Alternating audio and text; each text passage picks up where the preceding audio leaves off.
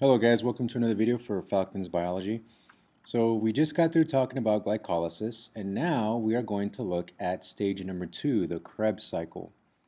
So the first stage in the Krebs cycle, you'll notice that that pyruvate that came from glycolysis is a 3-carbon molecule. Now it can go into the mitochondria, and as soon as it goes into the mitochondria, you're going to see here that it's going to be met by an enzyme called acetyl-coenzyme A. Acetyl-coenzyme A will come and attach, and what's going to happen immediately is that one of those carbons will fall off and will be discarded as carbon dioxide. So those two carbon molecules, those high energy carbon molecules, will then be taken, escorted by acetyl-coenzyme A, and they will combine with oxaloacetate, that 4-carbon molecule you'll see there. And so when these two combine, it will become now a 6-carbon molecule called citrate. So that enzyme will fall off, and now we have citrate. So that 6-carbon molecule now, not to be confused with glucose, of course, because they have different geometric shapes. So citrate will now continue on the Krebs cycle. Energy will be extracted. Those electrons will be transferred into NADH, and then a carbon will fall off, and again discarded as carbon dioxide. And we will continue to harvest more energy from this molecule. So we'll take high energy electrons and store them into NADH, and then another carbon molecule will fall off, and again more waste product. And then energy will be stored into an ATP molecule to be used immediately by the body.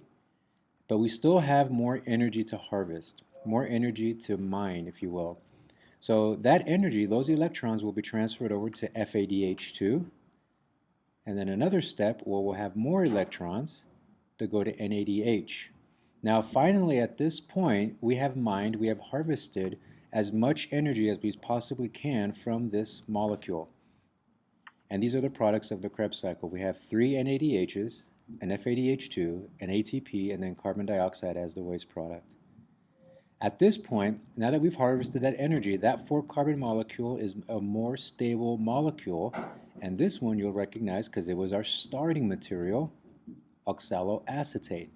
And then the cycle will continue, and it will start over and keep going over and over every second of every day, producing more NADHs, FADH2s, and ATPs. Now keep in mind that the ATP that they create here in the Krebs cycle is very minuscule. So we're not really, this isn't the end goal.